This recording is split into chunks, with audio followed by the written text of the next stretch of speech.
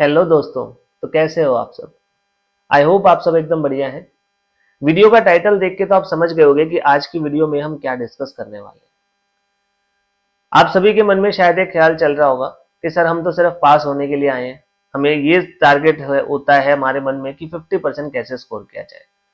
But देखिए, अगर आपने वीडियो ओपन किया है तो सिर्फ मेरे व्यूज बढ़ाने के इंटेंशन से तो नहीं किया है। आप आए हो बिकॉज आपके मन में एक ड्रीम है।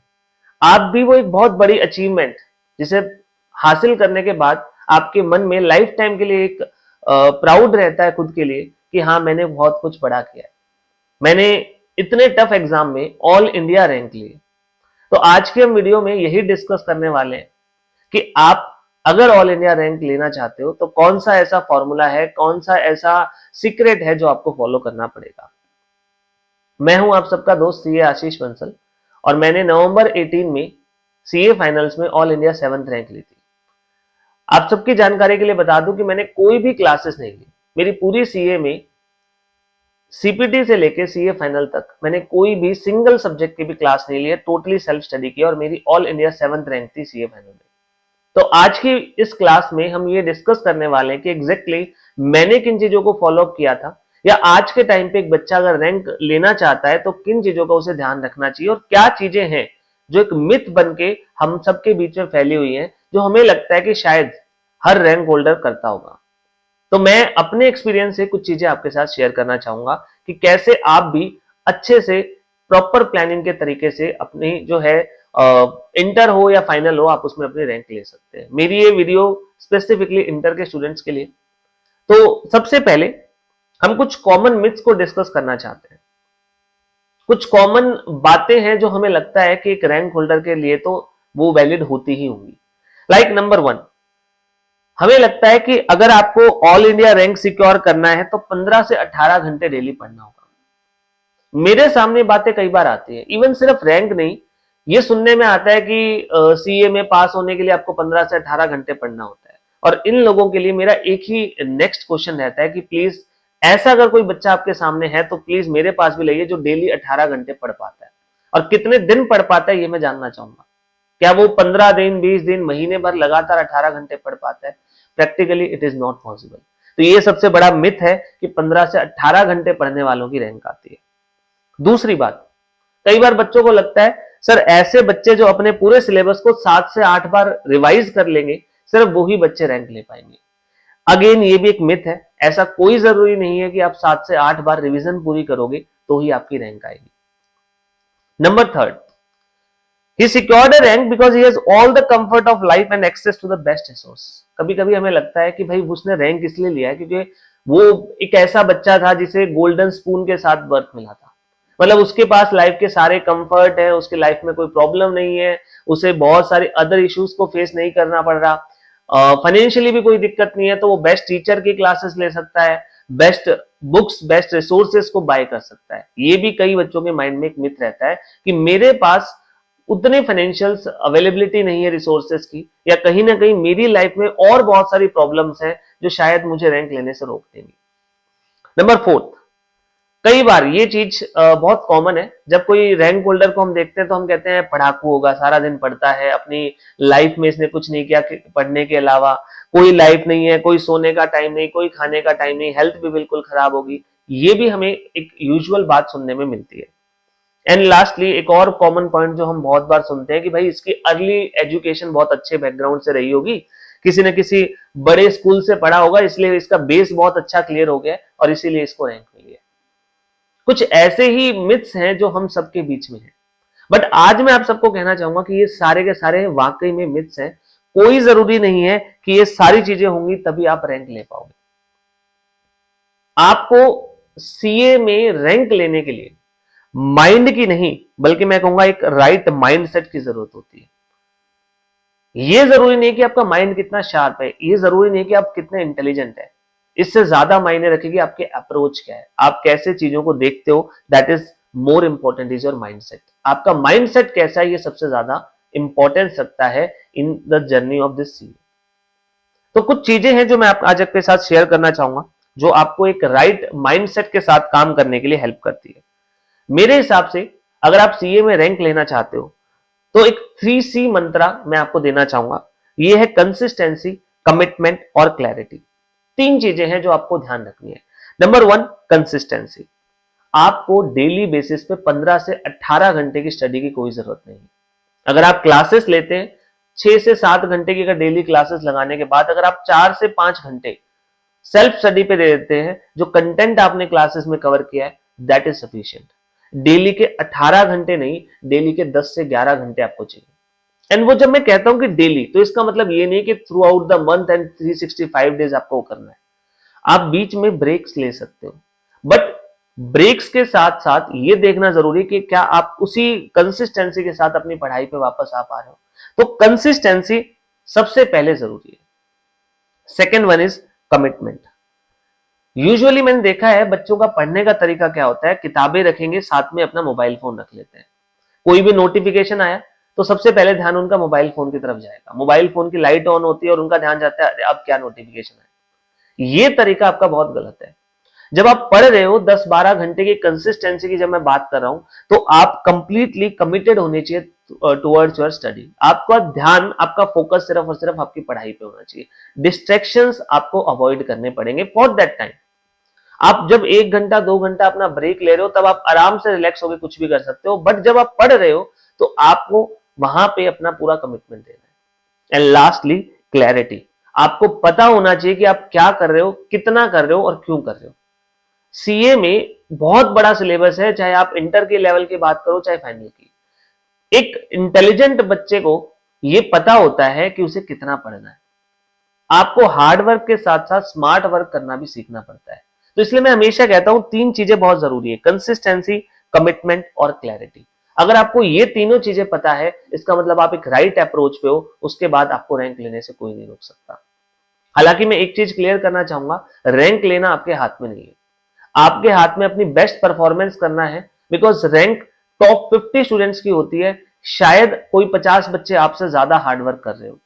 तो इसलिए इस बात से कभी हताश मत होना कि इतनी मेहनत करने के बाद भी हमें वो चीज नहीं मिली, बिकॉज अल्टीमेटली आपके हाथ में सिर्फ मेहनत करना है।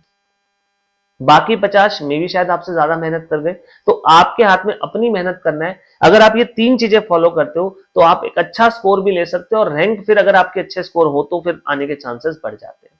अगर मैं इंटर की बात करूं तो आउट ऑफ 600 अगर आप रफली 430 टू 450 मार्क्स स्कोर करते हो, तो आपके हाई चांसेस हैं कि आपकी ऑल इंडिया रैंक मिलेगी मिलेगी। मोस्ट ऑफ द टाइम में इस रेंज में आपकी रैंक आ जाती है। तो ये एक अच्छा स्कोर है, और जो मैं आपको स्ट्रेटेजी बताने वाला हूं, अगर आप वो फॉलो करते हो तो इतना अच्छा स्कोर आप इजीली गेट कर सकते हो, आप स्कोर कर सकते हो। एंड अगेन याद रखना, आपके हाथ में अच्छी परफॉर्मेंस है, रिजल्ट आपके हाथ में नहीं होता।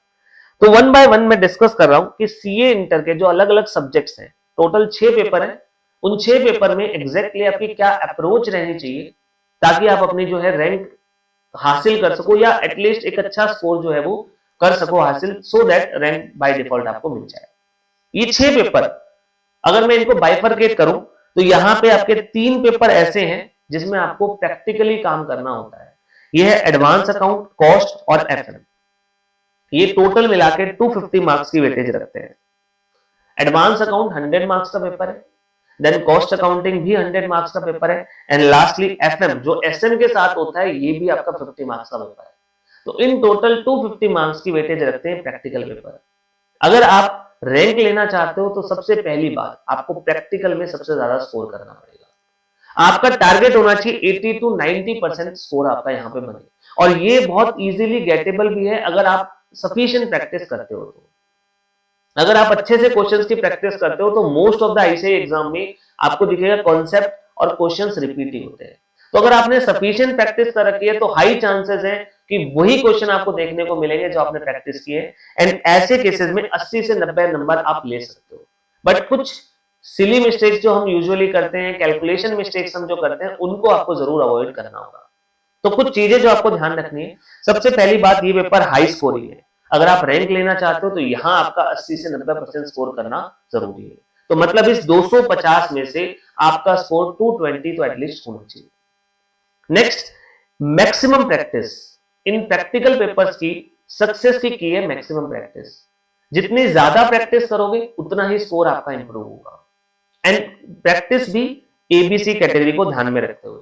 आप अपने सिलेबस को बाइफरकेट कर सकते हो एबीसी कैटेगरी में, जहां पे ज्यादा इंपॉर्टेंट एंड मार्क्स वाइज ज्यादा जो वेटेज रखते हैं वो टॉपिक ए कैटेगरी में होंगे, फिर ऐसे ही बी और सी कैटेगरी। सबसे ज्यादा प्रैक्टिस ए कैटेगरी की होनी चाहिए, फिर आपको बी की भी सफिशिएंट करनी है, एंड सी के लिए आपको बहुत ज्यादा टाइम देने की जरूरत नहीं है, आपको हार्ड वर्क के साथ साथ स्मार्ट वर्क करने की जरूरत है। आपको पता होना चाहिए कहां हमें ज्यादा फोकस रखना है, तो आपको मैक्सिमम प्रैक्टिस करनी है with ABC category. First focus on concept understanding. जब भी आप प्रैक्टिकल कॉन्सेप्ट प्रैक्टिकल चैप्टर्स या सब्जेक्ट्स करते हो तो आपका हमेशा पहला फोकस होना चाहिए कॉन्सेप्ट को समझना। यूजुअली मैंने देखा है बच्चे क्या करते हैं, बच्चे स्टेप्स रटना शुरू कर देते हैं कि पहले ये निकाला, फिर हमने ये निकाल दिया, फिर इसके बाद ये आ जाएगा, उस स्टेप्स को रट रहे हैं। आपका फोकस स्टेप्स को रटने पे नहीं होना चाहिए, लॉजिक को समझो कि क्यों किया जा रहा है। देखिए, मेरा पर्पस यहाँ पे सिर्फ इतना बताना नहीं है कि कैसे रट के आप रैंक ले सकते हो, आपको पढ़ने की अप्रोच बदलनी पड़ेगी, ताकि जो पढ़ने का प्रोसेस होता है वो हमारे लिए उतना पेनफुल ना रहे, वो हमारे लिए स्मूथ हो जाए, जहां पे आपके लिए वो बर्डनसम ना रहे। तो सबसे बढ़िया तरीका होता है आपको कॉन्सेप्ट अंडरस्टैंडिंग जरूर लेनी है। आपको कुछ भी चीज रटनी नहीं पड़ेगी, कॉम्प्लेक्सिटीज खत्म हो जाती है। तो आपको पूरा फोकस इसी पे रखना है कि कॉन्सेप्ट कैसे समझे। जब मैं अपनी स्टडीज कर रहा था, तो जैसे कि मैंने बताया कि मैं कंप्लीटली सेल्फ स्टडी जो है मैंने की है पूरी सी में, तो वहां पे मेरा हमेशा फोकस ये होता था कि क्वेश्चन की कैलकुलेशन से पहले उसके पीछे का लॉजिक समझा जाए कि ऐसी ही कैलकुलेशन क्यों की गई। अब मेरे लिए सबसे बड़ी दिक्कत ये थी कि सिंस मैं सेल्फ कर रहा था तो बहुत सारी चीजों का कॉन्सेप्ट समझने में मुझे बहुत टाइम लग जाता था, क्योंकि मुझे कोई बताने वाला नहीं था कि ऐसे ऐसे करना है आपको, या इस वजह से ऐसा किया जा रहा है। आपके पास सिंस एक टीचर है जो आपको गाइड करते हैं, बताते हैं कि ये कैलकुलेशन एग्जैक्टली क्यों हो रही है, तो हमेशा आपका फोकस कॉन्सेप्ट अंडरस्टैंडिंग पे पहले होना चाहिए। सेकेंडली, प्रैक्टिस और प्रेजेंटेशन। पहला फोकस कॉन्सेप्ट समझा, कॉन्सेप्ट समझने के बाद आप प्रैक्टिस कीजिए एंड अपनी प्रेजेंटेशन पे ध्यान दीजिए, लेकिन याद रखिए पहला फोकस हमेशा कॉन्सेप्ट पे होना चाहिए। प्रेजेंटेशन एंड प्रैक्टिस इसके बाद के स्टेप्स होते हैं। Next point, educate test. Practical papers में सबसे बड़ी दिक्कत आती है कि आप पूरा नहीं कर पाते, तो इसका सॉल्यूशन है ज्यादा से ज्यादा टेस्ट देना। आप इंडिविजुअल टेस्ट दोगे तो वहां पे टाइम लिमिट का ध्यान रखिएगा। यूजुअली बच्चे क्या करते हैं, इंडिविजुअल टॉपिक वाइज टेस्ट देते हैं तब बहुत टाइम लेते हैं, तो उसकी वजह से उनकी स्पीड स्लो होती जाती है। ये बल्कि एक नेगेटिव इंपैक्ट के तौर पर काम करता है। कोशिश करो कि जो भी टाइम होना चाहिए उससे भी 5 मिनट पहले पूरा कर लो, एंड देन मॉक टेस्ट, ये भी आपको काफी हेल्प करते हैं स्पीड इंप्रूव करने में। तो पेपर पूरा ना करना एक बहुत बड़ी वजह होती है आपका अच्छा स्कोर ना करने की।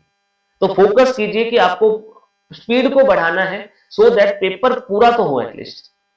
मैंने मेरे सीए इंटर में और फाइनल में, क्योंकि मैं सीपीटी जैसे कि फाउंडेशन की जब सीपीटी हुआ करता था मेरे टाइम पे, तो वो कंप्लीटली एमसीक्यू बेस्ड था, तो उसमें स्पीड का कोई ज्यादा मैं डिस्कशन नहीं करूंगा। बट इंटर में और फाइनल में, इंटर में मेरे कुल 7 पेपर थे और फाइनल में मैंने 8 पेपर दिए थे।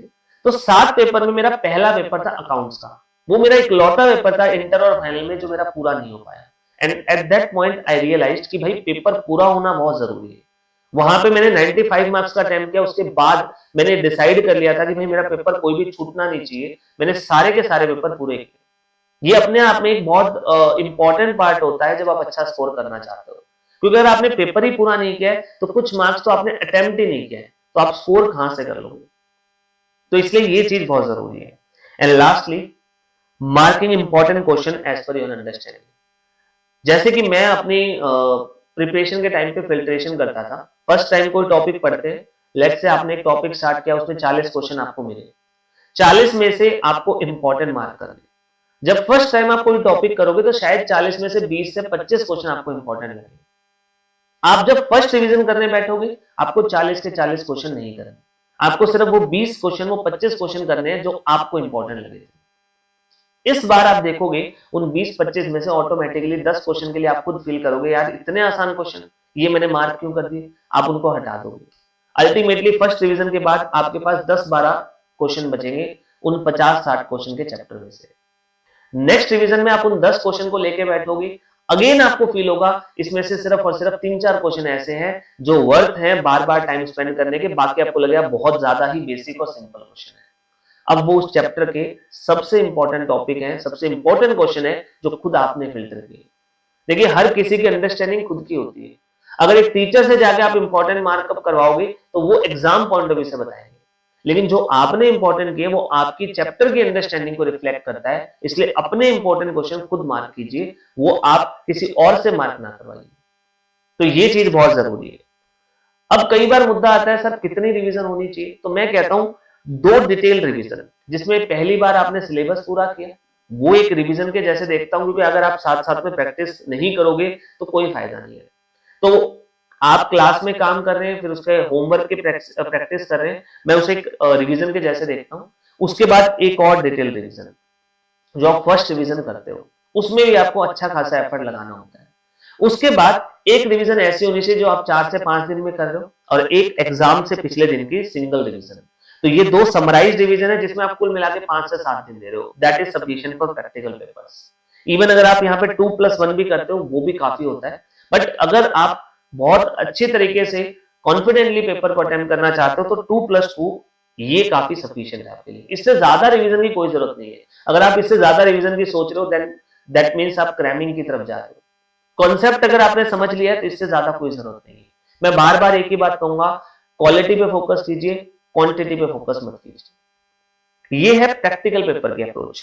अब आते हैं थ्योरेटिकल पे, जिसमें लॉ, ऑडिट और एसएम। मैं पहले बात करता हूँ लॉ और ऑडिट की। थोड़े से कॉन्सेप्चुअल पेपर रहते हैं यहाँ पे हमारे, और इतना ज्यादा स्कोरिंग माना भी नहीं जाता।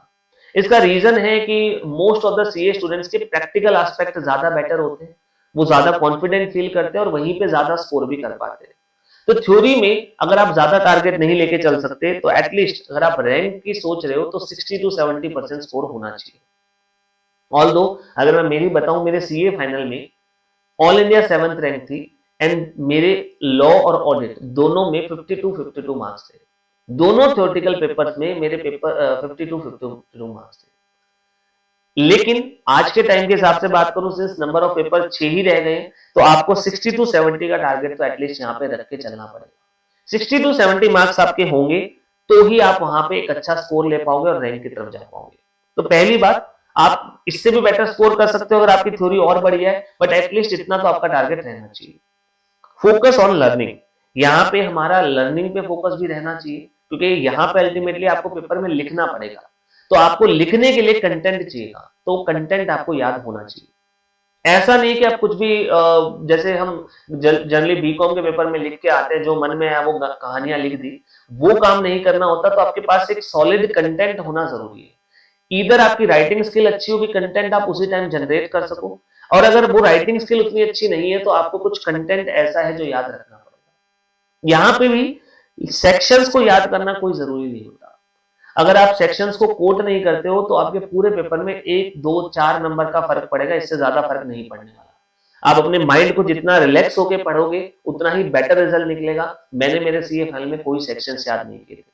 जहां तक मुझे याद रहा, जितने मैं सेक्शंस को कोट कर पाया मैंने किया। मोस्ट ऑफ द टाइम मैंने सेक्शंस को कोट नहीं किया, सीधा एक्ट का रेफरेंस दिया था। आप में से कुछ सोच रहे होगे सर शायद आपके थ्योरी में कम नंबर थे, बट अगेन मेरी फिलॉसफी सिंपल सी है, जहां तक आप रिलैक्स माइंड से पढ़ सकते हो that is the appropriate way of study. वही तरीका सही होता है पढ़ने का। Focus on writing skills, since ये थ्योरेटिकल पेपर है तो राइटिंग स्किल के ऊपर ध्यान रखना जरूरी है। अब रही बात थ्योरी की, तो सिंस यहाँ पे याद करने वाला सिस्टम ज्यादा रहता है, तो जितने ज्यादा बार पढ़ोगे उतना ही बेटर है। तो ज्यादा से ज्यादा रीडिंग करना बहुत जरूरी है।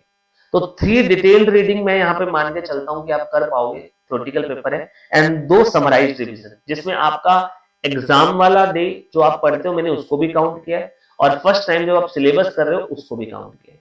तो अपार्ट फ्रॉम दैट आप 3 रिवीजन कर सकते हो, फर्स्ट रिवीजन, सेकंड रिवीजन, और उसके बाद एक समराइज्ड क्विक रिवीजन जो एग्जाम से 15-20 दिन पहले आप करने वाले हो। अगर आप इतना नहीं कर पाते हो तो 2+2, 2 डिटेल्ड एंड 2 समराइज्ड भी सफिशिएंट है। Next SM. एसएम आपका जो है वो राइटिंग से ज्यादा आपके कॉन्सेप्चुअल अंडरस्टैंडिंग के ऊपर बेस्ड बहुत होता है। केस स्टडी बेस्ड क्वेश्चन आते हैं जहां पे आपने कैसे कॉन्सेप्ट को समझा है, कैसे आप बिजनेस वर्ल्ड को समझ पाए हो, उसके ऊपर फोकस ज्यादा रहता है। तो यहाँ पे भी अगेन आपको ज्यादा से ज्यादा पास्ट एग्जाम के क्वेश्चंस और आरटीपी को प्रैक्टिस करना है, सो दैट आप एक बिजनेसमैन के जैसा पॉइंट ऑफ व्यू बना सको। होलिस्टिक व्यू लेना यहाँ पे बहुत जरूरी है। होलिस्टिक मतलब आपको पूरे होल सिनेरियो को समझना पड़ेगा, क्योंकि एज अ बिजनेसमैन सोचिए, आप सिर्फ एक एस्पेक्ट को नहीं देखते। जब आप बिजनेस करते हो तो आपके माइंड में सारी समस्याएं, सारे समाधान एक साथ चलने चाहिए। एसएम भी कुछ इसी टाइप का सब्जेक्ट है, छोटा सा सब्जेक्ट है, कंपैरेटिवली 50 मार्क्स की वेटेज बहुत ज्यादा है, बट यहीं पे दिक्कत आती है। बच्चों को लगता है छोटा सब्जेक्ट है तो इसको कम टाइम देते हैं, बट आप ये समझिए इसकी वेटेज 50 नंबर की है। इनकम टैक्स की जितनी वेटेज है इसकी, टाइम बहुत कम लगता है, बट उसको जरूरी एफर्ट फिर भी आपको देने चाहिए। तो यहाँ पे भी 2 डिटेल्ड और एक समराइज रिवीजन काफी होती है, क्योंकि कंटेंट इतना ही है। इसके बाद आपको मेन फोकस क्वेश्चन प्रैक्टिस पे करना है, SMP. And lastly taxation. Taxation आपका बहुत हाई स्कोरिंग सब्जेक्ट नहीं है लाइक कॉस्ट, एफएम या फिर अकाउंट्स, लेकिन लॉ ऑडिट से काफी बेटर आप इसमें स्कोर कर सकते हो, बिकॉज ये प्रैक्टिकल सब्जेक्ट है। अगर आप प्रैक्टिकल अप्रोच लेके चलोगे तो 70 टू 80 मार्क्स आप आराम से ले सकते हो। पहला फोकस जीएसटी को बहुत ज्यादा स्ट्रॉन्ग रखिए, क्योंकि इनकम टैक्स में यूजुअली पेपर थोड़ा सा टफ आ जाता है, कंटेंट ज्यादा है, तो जीएसटी पोर्शन ऐसा होना चाहिए कि आप वहां पे 50 में से 40-45 का भी टारगेट लेके चलो। एंड इनकम टैक्स कंपैरेटिवली थोड़ा टफ है, तो 50 में से 35-40 नंबर का टारगेट आपका वहां भी रहना चाहिए। तो आपको यहाँ पे मेन फोकस रखना है, प्रोविजंस को समझना है, इंटेंशन क्या है लॉ की। अगेन लर्निंग को आसान बनाना जरूरी है। लर्निंग को आसान बनाओगे तो ही आप बेटर स्कोर कर पाओगे। तो लॉ के इंटेंशन को समझना, अगेन सेक्शन नंबर कोट करना कोई जरूरी नहीं है, और यहां भी जितनी ज्यादा प्रैक्टिस करोगे उतना बेटर रहेगा। बिकॉज यहां पे भी जैसे कि मेरे खुद के साथ हुआ था, सीए इंटर के एग्जाम में मेरी प्रैक्टिस बहुत ज्यादा नहीं थी टैक्सेशन में, तो एग्जाम में मैं पजल हो गया कि इस पर्टिकुलर पॉइंट के बाद क्या होना चाहिए। छोटे छोटे प्रोविजन जो लॉजिकली बहुत सिंपल थे, मैं कंफ्यूज हो गया जब मैंने पहली बार उसका क्वेश्चन देखा। जब हम लॉ को पढ़ते हैं, टैक्स को पढ़ते हैं, तो हमें पढ़ने में बहुत आसान लगता है, और उसी का अगर मैं केस सिनेरियो बना के दे दूं तो आपको लगेगा यार ये चीज के तो ऊपर मैंने फोकस ही नहीं किया। यहाँ पे इंडिविजुअल को मिलेगा या एचयूएफ को मिलेगा बेनिफिट, यहाँ पे 5 लाख है या 5 लाख से कम है। ऐसे छोटे छोटे पॉइंट जब आप प्रैक्टिस करोगे क्वेश्चंस की तो आपको अपने आप ध्यान रहेंगे। ऐसे थ्योरी में आपको ये ध्यान ही नहीं आएगा कि ये लेस देन था, ग्रेटर देन था, इंडिविजुअल था, एचयूएफ था, वो पॉइंट आप कभी ध्यान नहीं रख पाओगे। इसलिए यहाँ पे ज्यादा से ज्यादा क्वेश्चन की प्रैक्टिस जरूरी है। अगेन सिलेबस बड़ा है, तो 2 डिटेल्ड और 2 समराइज रिवीजन आपको यहाँ पे करनी चाहिए। इस टाइप से आपको अपने पूरे सीए इंटर के सिलेबस को रिवाइज करना है। अब कुछ चीजें जो आपको ध्यान रखनी है, कॉमन पॉइंट्स जो सभी के लिए बहुत जरूरी है। पहली बात, सेल्फ स्टडी इज की टू सक्सेस। हमेशा ध्यान रखना, टीचर जब तक क्वेश्चन करते रहते हैं, टीचर जब तक सॉल्व करते रहते हैं, चीजें देखने में बड़ी आसान लगती है। हमें लगता है सर हम लगातार 2-3 अलग अलग टीचर्स की क्लास देखेंगे और हमें रैंक मिल जाएगी, तो ये आपका सबसे बड़ा मिथ है। अल्टीमेटली आपकी सक्सेस डिपेंड करेगी कि आप कितनी अच्छी से सेल्फ स्टडी कर सकते हो। मैं यूजुअली बच्चों को कहता हूं, जो 6 महीने 7 महीने तुम्हारा सिलेबस टीचर्स ने करवाया है, उससे ज्यादा इंपॉर्टेंट वो 2 महीने 2.5 महीने हो जाते हैं जहां पे आप खुद से स्टडी करते हो एग्जाम से पहले। आप उन सबको सम अप कैसे कर सकते हो वो ज्यादा इंपॉर्टेंट है। तो सेल्फ स्टडी सबसे ज्यादा जरूरी है, अपने आप को सेल्फ स्टडी का सफिशिएंट टाइम दीजिए। Topic wise test are very useful. आपको कोशिश करनी है कि आप चैप्टर वाइज टेस्ट दे पाओ। जब आप कोई भी चैप्टर कोई भी सब्जेक्ट करते हो तो आपको कोशिश करनी है हर चैप्टर के बाद आप एक टेस्ट दे पाओ, सो दैट आपको पता चल जाए कि इस टेस्ट सब्जेक्ट में, इस चैप्टर में आपने क्या समझा है, क्या पॉइंट अच्छे से हो गए, क्या कमियां रह गई, ताकि आप उसके ऊपर वर्कआउट कर सको। एक और चीज, जितने भी आप टेस्ट देते हो उनको आपको हमेशा अपने पास संभाल के रखना है। जब आपकी पूरी सी इंटर की जर्नी चलेगी तो आपको ये देखना है, जब आप उसी टॉपिक को बाद में रिवाइज करने बैठते हो तो आपको देखना है कि लास्ट टाइम आपने क्या गलतियां की। आप अपनी गलतियों से सीखोगे, आप अपनी इंप्रूवमेंट को ट्रैक कर सकते हो कि क्या गलतियां पहले मैं कर रहा था, मेरे लिखने की लैंग्वेज क्या थी, अब कितना इंप्रूवमेंट हुआ है, स्टिल कहां पे कमियां है। ये आपके लिए एक बैरोमीटर जैसा बन जाएगा, एक ट्रैक मीटर बन जाएगा, जिससे आप खुद की प्रोग्रेस को खुद ट्रैक कर सकते हो। तो ये चीज बहुत जरूरी रहती है। अब एक और पॉइंट जो बच्चों के मन में रहता है, सर सिलेबस कितना टाइम पहले हो जाना चाहिए। अगर हम यूजुअली 10 महीने का एक स्टडी पीरियड माने इंटर के लिए, तो शायद 6 महीने तो हमारे पास बचने चाहिए, एटलीस्ट रैंक के लिए इतना टाइम बचना चाहिए। देखिए ये सबसे बड़ी एक मिथ है, अफवाह है। अगर आप 2-2.5 महीने भी सेल्फ स्टडी के लिए लास्ट में रख लेते हो सिलेबस को अच्छे से विद टेस्ट पैकअप करने के बाद, तो आप अच्छे से अपनी रिवीजन भी कर सकते हो। तो मैं मानता हूँ 2-2.5 महीने काफी होते हैं। अगर आपने साथ साथ में काम किया है, एक एक बार टेस्ट दे दिया है, तो इतना टाइम सफिशिएंट होता है। इससे ज्यादा टाइम की उम्मीद मत रखिएगा, बिकॉज अगर आपने इससे ज्यादा टाइम बचाया इसका मतलब आपने अच्छे से काम नहीं किया। Next, at least 1 mock is must for all subject. अपनी प्रिपरेशंस को एनालाइज करने के लिए, अपनी स्पीड को समझने के लिए एटलीस्ट हर सब्जेक्ट का एक मॉक आपको जरूर देना है। एक से ज्यादा आपकी प्रेफरेंस है, 5-5 7-7 मैं आपको सजेस्ट नहीं करूंगा, बिकॉज 1 या 2 काफी होते हैं पर सब्जेक्ट, जिसमें अदरवाइज आप बहुत ज्यादा टाइम वेस्ट कर रहे होगे बार बार मॉक दे रहे हैं। ठीक है, तो रेस्ट आपकी मर्जी है, एक एक तो एटलीस्ट जरूरी है। Knowing what to study is very important. Smart study करना बहुत जरूरी है। कुछ टॉपिक ऐसे होते हैं जिनकी वेटेज ज्यादा नहीं होती एग्जाम में, बट स्टिल बच्चे देखा है मैंने, उनके पीछे पड़े रहते हैं पागलों के जैसे कि यही करना है यही करना है, जबकि एग्जाम में शायद वो 2 4 5 नंबर की वेटेज रखता हो। आपको ये समझना है आपके लिए टाइम सबसे इंपॉर्टेंट है, आप उसे कहाँ इन्वेस्ट कर रहे हो ये देखना बहुत जरूरी है।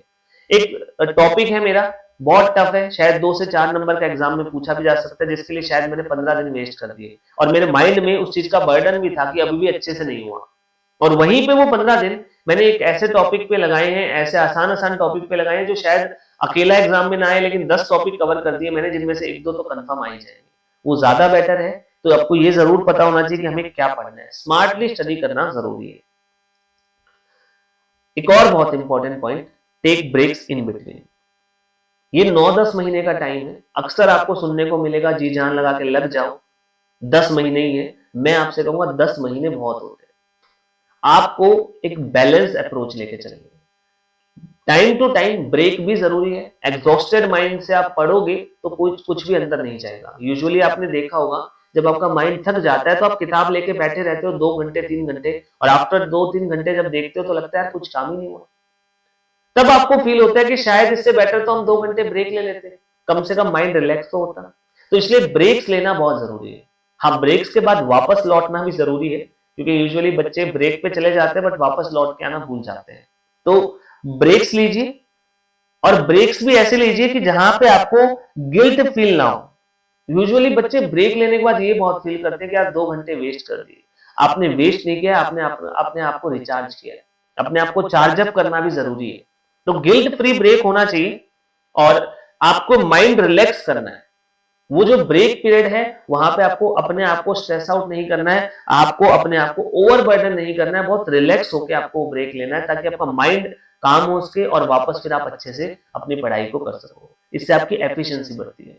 मैं यूजुअली फाइनल में ऐसे ही प्रिपरेशन करता था। मेरा ये तरीका रहता था कि अगर डेली का मेरा एक टारगेट था कि 10 से 11 घंटे पढ़ना है, तो वो 10 से 11 घंटे की लॉन्ग सिटिंग में कभी भी नहीं करता था।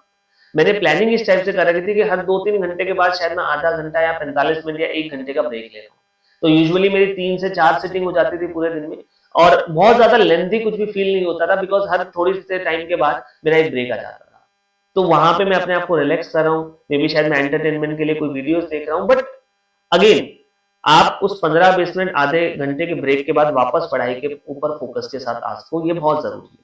तो अपने आप को काम रख के, अपने आप को बहुत ज्यादा स्ट्रेस फ्री रख के पढ़ना जरूरी है। नेवर क्रिएट योर लिमिट्स, सबसे बड़ी बात। यूजुअली कई बार बच्चे सोचते हैं, बोलने से डरते हैं, झिझकते हैं कि यार मैं कैसे एडमिट करूं कि मुझे रैंक लेनी है, क्योंकि आसपास वाले क्या कहेंगे, आसपास वाले मुझे कैसे जज करेंगे। अपनी लिमिट्स आप खुद बना लेते हो, आपको खुद को फील होने लग जाता है यार नहीं, मुझसे नहीं हो सकता। तो अपनी लिमिट मत बनाइए, आप कर सकते हो हासिल, आप दी बेस्ट हो, आप अपने अंदर की स्ट्रेंथ को पहचानिए, आप कुछ भी कर सकते हो। आप फ्री बॉर्न हुए हो, आप जो भी चाहो वो अचीव कर सकते हो। एंड लास्टली, सबसे important point, never overburden yourself for the results. अगर आपने प्रिपरेशन रैंक के लिए की, रैंक नहीं आती है, कोई फर्क नहीं पड़ता। अपने आप को इस डर से, रिजल्ट के डर से फ्री कीजिए। आपके मन में इस चीज का डर नहीं होना चाहिए यार मैंने इतनी मेहनत की, अब तो ये मिलना ही चाहिए। जिस दिन आप रिजल्ट के लिए काम करना छोड़ दोगे, उस दिन अपने रिजल्ट्स अपने आप इंप्रूव हो जाएंगे।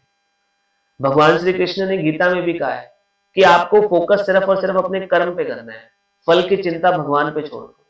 तो इसलिए अगेन, पढ़ाई जब करो स्ट्रेस फ्री होकर करो, आपके माइंड में ये कहीं नहीं होना चाहिए कि यार मैं इतनी मेहनत कर रहा हूं अब तो रैंक होनी चाहिए, या फिर मैंने इतनी मेहनत की है, वो उतनी मेहनत कर रहा है रैंक के लिए, मेरी कमी है, ऐसा कुछ नहीं देखना। आपको अपने बेस्ट एफर्ट लगाना है। मैं जब अपनी फाइनल की प्रिपरेशन कर रहा था, मेरे माइंड में 1% भी नहीं था कि मुझे रैंक लेके आनी है। मेरे माइंड में सिर्फ इतना था कि मुझे अपना बेस्ट परफॉर्मेंस देना है। एग्जाम देने के बाद रिजल्ट वाले दिन भी इवन मैंने खुद को कोई इस बात का स्ट्रेस नहीं दे रखा था कि मेरी रैंक आनी चाहिए। हाँ, मैंने मेहनत की थी, रिजल्ट में शायद मुझे ये था कि शायद रैंक आ जाए, बट ऐसा कहीं ओवर बर्डन नहीं था कि रैंक ही लेनी है। जिस दिन आप इस टेंशन से अपने आप को फ्री अप कर लोगे, आप देखोगे आपका आधा बर्डन फ्री हो चुका है।